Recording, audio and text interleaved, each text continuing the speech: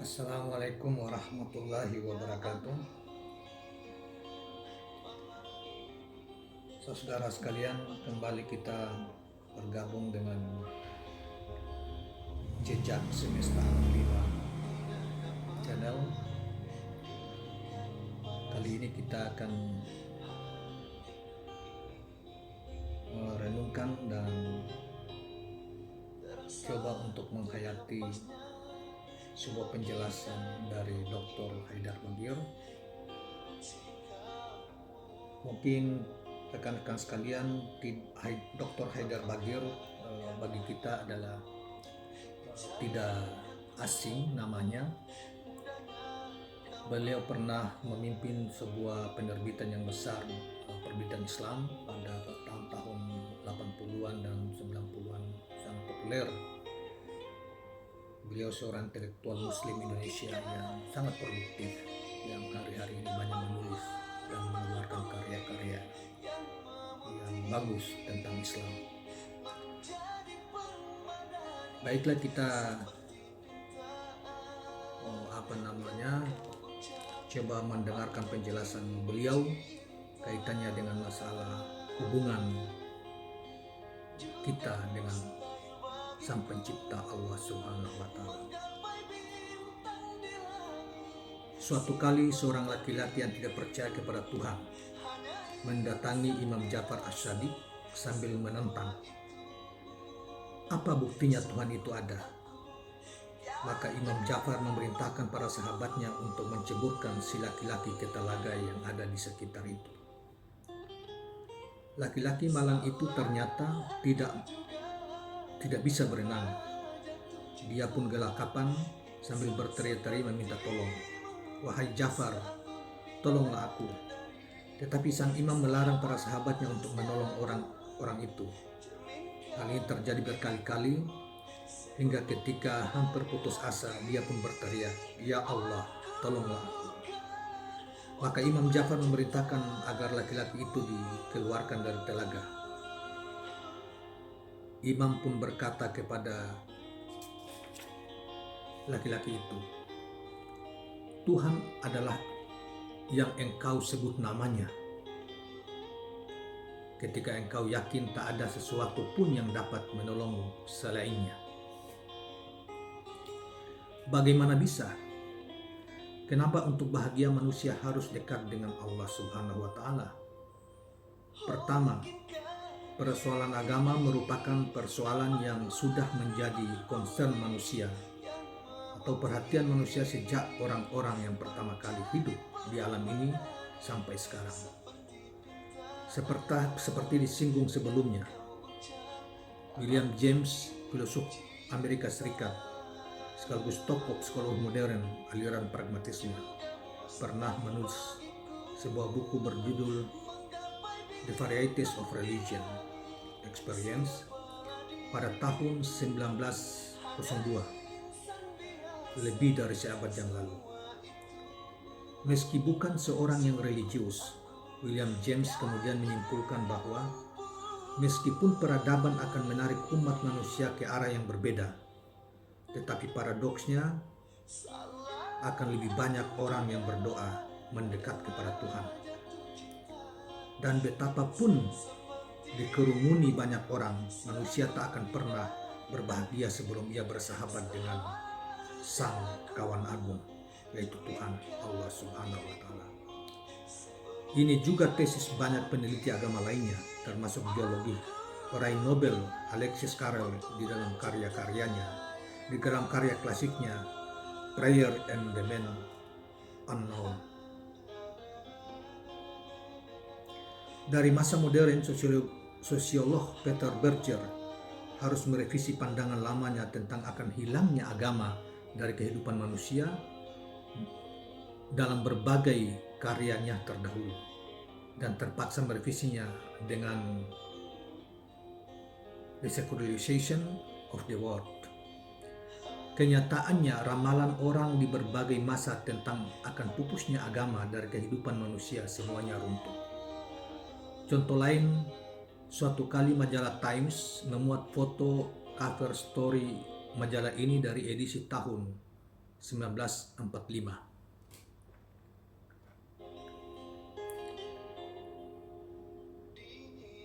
Yang terbit 60 tahun kemudian mengakui bahwa ramalan tahun itu keliru.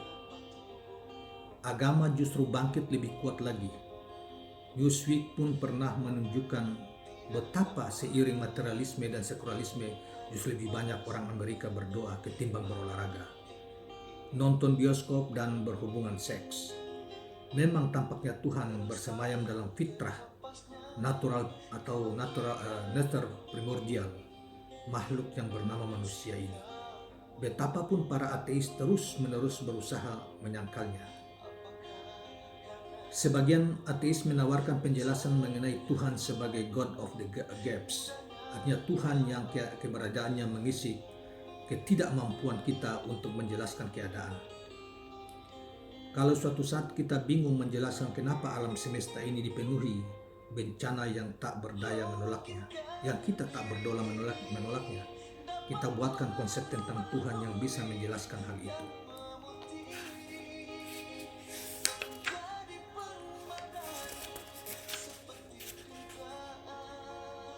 Ketakutan, ketidaktahuan telah mendorong manusia menciptakan konsep Tuhan. Ada 3 konsep yang disebut dengan meme. Meme adalah semacam gen, tetapi bukan bersifat biologis, melainkan sosial. Jadi bagaimana manusia ini punya gen yang diturunkan dari orang tua? Gen sosial yang dinamakan meme ini juga diturunkan kepada masyarakat oleh lingkungan sosialnya. Tuhan dalam konteks ini semacam varian turun-temurun lingkungan sosial. Kenyataannya mau dibilang itu meme, mau dibilang itu gen, atau God of the Gap, manusia butuh sesuatu yang kemudian disebut sebagai Tuhan, Allah, Yahweh, Sang Hyang Widi, dan sebagainya. Kenyataannya dari zaman primal, sebelum 180 abad yang lalu, sampai sekarang, setelah segala macam ilmu pengetahuan makin maju, teknologi makin maju, apa yang disebut Tuhan itu tak pernah sirna dari kehidupan manusia. Nabi SAW bersabda, Allah menciptakan Adam berdasarkan citranya. Hadis Bukhari Muslim. Manusia diciptakan atas dasar nature ketuhanan. Jadi Tuhan adalah sumber sekaligus model manusia. Demikian pula kita diajarnya bahwa sesungguhnya kita bagian dari Allah dan sesungguhnya kepadanya kita kembali. Ada ikatan yang menyatukan manusia dan Tuhan. Saya ulangi, ada ikatan yang menyatukan manusia dan Tuhan. Tuhan sesungguhnya adalah soul made manusia. Orang-orang yang percaya itu amat sangat kecintaannya kepada Allah. Demikian Quran mengabarkan. Sayangnya fisik yang membungkus ruh kita ini sering menutupi fitrah itu dengan kecenderungan menggambar nafsu dan egoisme, dan membuat kita lupa pada fitrah kita sendiri tersebut, yakni bahwa soulmate kita sesungguhnya adalah Allah Subhanahu wa Ta'ala. Maka kita di dunia ini, kita jauh dari Allah. Terkadang kita tidak selalu langsung merasakan kesedihan, khususnya bagi orang-orang yang sudah terlanjur tumpul mata hatinya. Akan tetapi, jika kelak kita hidup di alam barzah, yang di dalamnya daya rohani kita menguat, dan cara hidup kita di dunia menjauhkan kita dari Allah Subhanahu wa Ta'ala, maka kesedihan yang mendalam akan muncul. Lebih-lebih ketika kita berada di akhirat dengan kehidupan yang sepenuhnya bersifat Tuhani. Saat itu secara otomatis kita menyadari bahwa kekasih kita sesungguhnya adalah Allah Subhanahu wa Ta'ala. Mengenai saat ini Allah berfirman, maka kami singkapkan darimu tutup yang menutup matamu, maka penglihatanmu pada hari itu amat tajam. Al-Quran Surat Kaf ayat 22. Dan diungkaplah semua yang ada di dalam dada. Al-Quran Al-Adiyat ayat 10.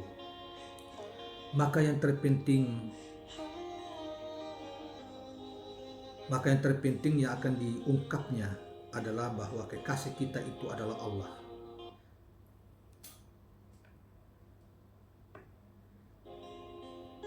Saya ulangi, maka yang penting yang akan diungkap adalah bahwa kekasih kita itu adalah Allah Subhanahu wa Ta'ala.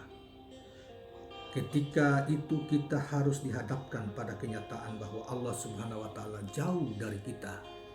Itulah sesungguhnya neraka. Sedangkan surga adalah kedekatan kita kepadanya, berkat terlatihnya hati kita dari kemenangan perjuangan melawan nafsu dan egoisme.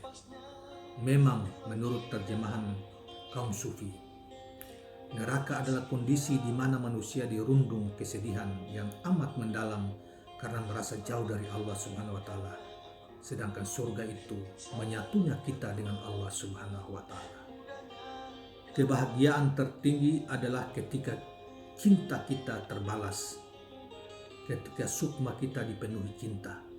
Sedangkan nestapa paling menyakitkan adalah kehampaan oleh cinta tak terbalas.